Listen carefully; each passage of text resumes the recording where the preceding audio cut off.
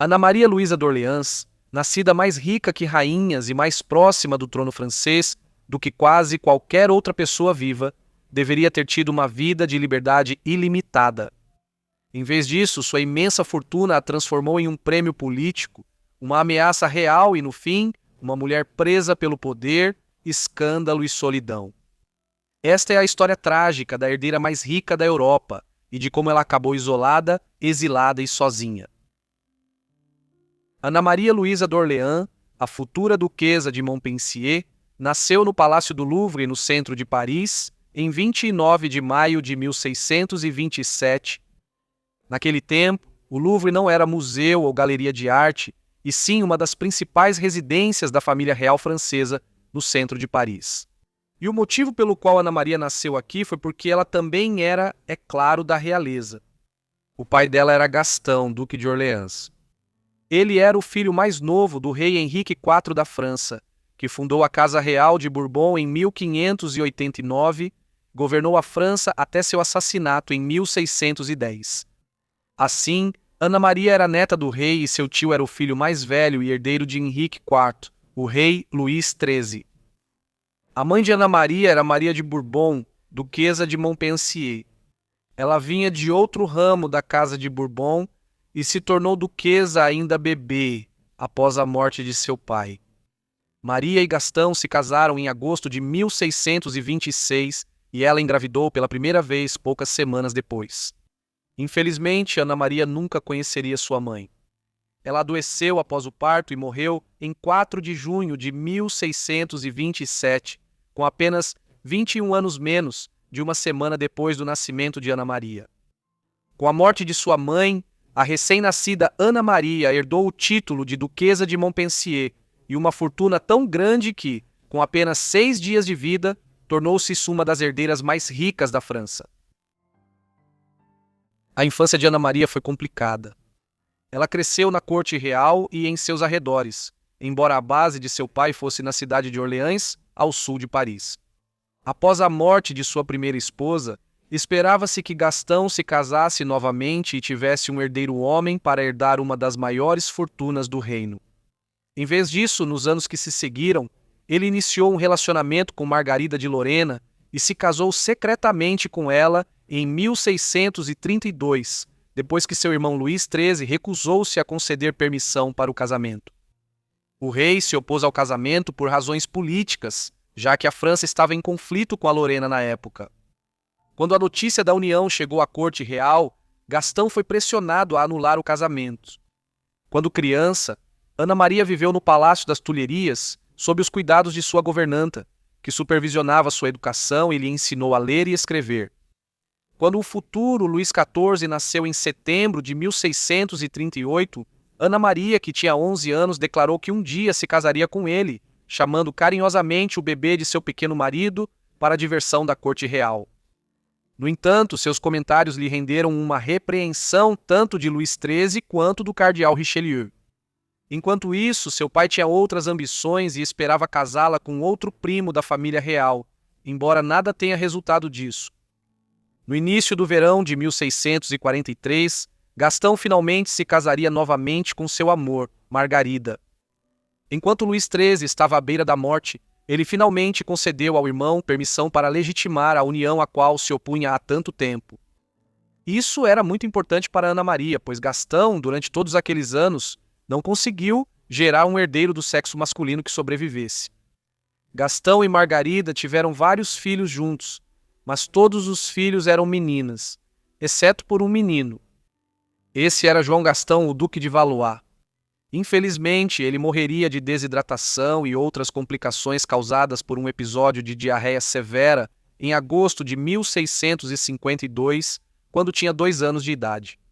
Isso significava que Ana Maria, como filha mais velha de seu pai, um dia herdaria suas vastas propriedades e títulos, tornando-se uma das princesas mais cobiçadas da Europa. Mas suas ações logo a levariam por um caminho muito mais sombrio. Quando seu irmãozinho morreu em agosto de 1652, Ana Maria já havia conquistado bastante notoriedade na política da França. Isso estava ligado a uma guerra civil que acontecia no país. Em maio de 1643, o primo de Ana Maria, de apenas 4 anos e meio, sucedeu seu pai como rei Luís XIV da França. Ele era jovem demais para governar por muitos anos, e a França estava envolvida na Guerra dos 30 Anos contra os Habsburgos austríacos e espanhóis. O aumento de impostos pesados para financiar a guerra e a falta de um rei efetivo chegaram ao auge em 1648, quando revoltas eclodiram em Paris e depois se espalharam para outras grandes cidades. A Fronda, como a Guerra Civil ficou conhecida, continuou em etapas por 5 anos.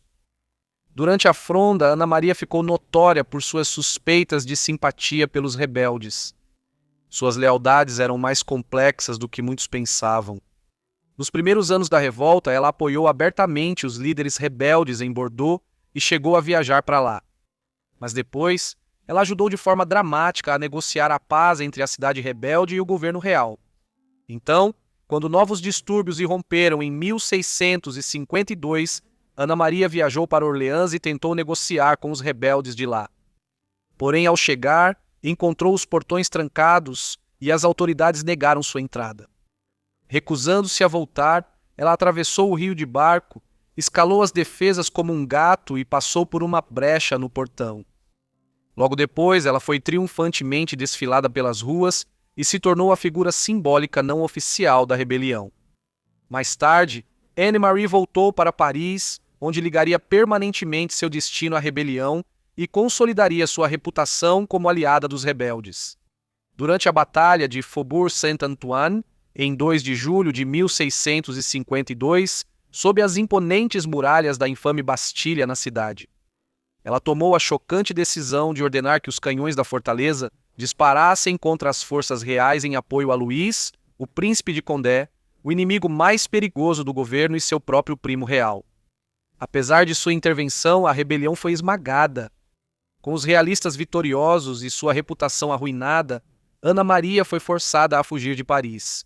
A Fronda finalmente colapsou no ano seguinte, e o jovem Luís XIV saiu determinado de que nenhum desafio à autoridade real voltaria a ameaçá-lo. Embora Ana Maria tenha ficado ao lado de nobres rebeldes como o príncipe de Condé, e não do povo comum, suas ações não seriam esquecidas. E em breve a herdeira mais rica da França se veria vivendo no exílio, isolada da corte brilhante que ela um dia amou. As ações de Ana Maria na Fronda impediram seu retorno à corte. Rotulada como uma rebelde perigosa pelos realistas vitoriosos, ela fugiu para o exílio no remoto castelo de Saint-Fargeau, na Borgonha. A antiga mansão estava negligenciada e em mau estado, obrigando a princesa caída a reconstruí-la, enquanto passava 5 anos se mantendo discreta e temendo ser presa, enquanto seu primo dominava a França. Embora ela tenha escapado de punição direta, seu pai foi despojado de suas muitas terras e títulos por seu papel na revolta. Durante seus anos no exílio, Ana Maria transformou Saint-Fargeau em uma grande residência barroca, empregando o arquiteto Louis Le Vau, que mais tarde se tornaria famoso por seu trabalho no Palácio de Versalhes. Boa parte de seu trabalho em Saint-Fargeau foi destruída por um incêndio no século XVIII. Em 1657, o caos da Guerra Civil já começava a desaparecer da memória, e Ana Maria, então com 30 anos, finalmente decidiu sair do exílio. Seu pai, que também havia caído em desgraça durante a Fronda, havia sido recentemente autorizado a retornar à corte real pelo jovem rei, e Ana Maria logo se juntou a ele. Na corte, Ana Maria era considerada pelos nobres e até mesmo por familiares, que não a viam há muitos anos como uma mulher razoavelmente bonita, mas dificilmente uma beleza da corte francesa. Apesar de não ter glamour, ela compensava com riqueza. Ela já era uma das mulheres mais ricas da França, mas sua imensa fortuna cresceu ainda mais após a morte de seu pai. Ele morreu em 2 de fevereiro de 1660, aos 51 anos de idade. Embora muitas de suas propriedades tenham sido confiscadas em 1652, devido ao seu envolvimento na Guerra Civil, quando ele morreu, Ana Maria herdou uma vasta gama de terras, fazendas, castelos e mansões.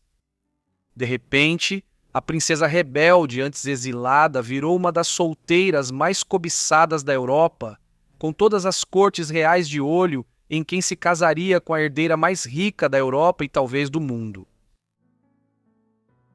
Quando seu pai morreu em 1660, Ana Maria, agora amplamente conhecida como La Grande Mademoiselle, a Grande Dama, tinha 32 anos e ainda estava solteira, algo quase escandaloso para uma princesa de seu nível. Enquanto mulheres nobres se casavam aos 15 ou 16 anos, a herdeira mais rica da Europa permaneceu solteira por décadas. O caos da Fronda e os anos de exílio de Ana Maria explicam em parte por que ela permaneceu solteira até 1660, mas a história real era ainda mais incrível. Ao longo dos anos, príncipes e pretendentes reais perseguiram sua imensa fortuna, mas repetidas vezes as negociações fracassaram ou a própria Ana Maria recusou o casamento. Em 1646, sugeriram que Ana Maria se casasse com Fernando III, imperador do Sacro Império Romano-Germânico, após a morte de sua esposa, Maria Ana da Espanha. Um casamento entre a prima de Luís XIV e o governante do Império Habsburgo poderia ter fortalecido as negociações de paz no fim da Guerra dos 30 Anos. No final, porém, as negociações fracassaram. Ferdinando, em vez disso, casou-se com Maria Leopoldina da Áustria em 1648 e, mais tarde, com Eleonora Gonzaga. Depois, a Fronda e os anos de exílio de Ana Maria quase destruíram suas perspectivas de casamento. Mas após seu retorno à corte em 1657, a herdeira mais rica da Europa de repente voltou a ser desejada. Uma proposta sugeriu que ela se casasse com Filipe I, duque de Orleans, primo de primeiro grau e irmão mais novo de Luís XIV. Mas Filipe era 13 anos mais novo que Ana Maria, notoriamente imaturo e ainda profundamente apegado à mãe. Então Ana Maria rejeitou a proposta. No final, Filipe se casaria com Henriqueta Ana Stuart, irmã do rei Carlos II da Inglaterra. Também houve discussões ao longo dos anos sobre casar Ana Maria com Carlos durante seus anos de exílio no continente. Após a restauração da monarquia em 1660, Carlos voltou à Inglaterra, recuperou o trono e se casou com Catarina de Bragança, princesa portuguesa, cujo dote trouxe dinheiro e valiosas possessões ultramarinas ao país. Também foi um membro da realeza portuguesa, o último grande pretendente de Ana Maria. Em 1663, Luís XIV sugeriu que ela se casasse com Afonso VI de Portugal. No entanto, a proposta a horrorizou. Afonso era 16 anos mais novo que Ana Maria, fisicamente incapacitado e amplamente considerado instável e imaturo. Ana Maria não queria sair da França para casar com um jovem rei em Lisboa. Embora ela tenha rejeitado todos os pretendentes ou todas as negociações tenham fracassado, Ana Maria logo iniciou um romance que virou um dos maiores escândalos de sua vida. No final da década de 1660, Ana Maria se apaixonou por Antoine Nompart de Cuman, o primeiro duque de Lauzun. Ele vinha de uma família nobre francesa empobrecida e de pouca importância, e havia alcançado fama e poder na corte graças ao seu papel como diplomata na Espanha. Após um namoro de vários meses, Ana Maria pediu permissão ao seu primo, o rei, para se casar com Lauzun. Para o espanto da corte real, Luís inicialmente concordou, e eles estavam prontos para se casar em Paris em dezembro de 1670. Mas poucos dias antes da cerimônia acontecer, o rei de repente mudou de decisão. A união gerou indignação na família real francesa, pois a herdeira mais rica da Europa queria se casar com alguém considerado inferior por eles. Além disso, a esposa de Luís e o duque de Orleans herdariam grande parte das propriedades dela um dia, caso ela nunca se casasse. Ana Maria ficou furiosa com o cancelamento repentino do casamento e se afastou da vida pública por semanas. Mas o pior ainda estava por vir. Lauzun foi preso e encarcerado por ousar se casar tão acima de sua posição. Mantido sob forte vigilância, ele tentou escapar repetidas vezes, mas falhou em todas elas. Com o passar dos anos, surgiram relatos de seu comportamento cada vez mais errático. Sua cela virou um caos, e sua barba e aparência tão selvagens faziam alguns acharem que ele perdia a sanidade. Lauzun permaneceu na prisão por mais de 10 anos, enquanto Ana Maria pedia desesperadamente por sua libertação. No fim, ela foi forçada a entregar grandes propriedades e fortuna para garantir a liberdade dele. Finalmente, em 1681, Losum foi libertado da prisão. Logo surgiram rumores de que o casal se casou em segredo, mas os anos de prisão o mudaram.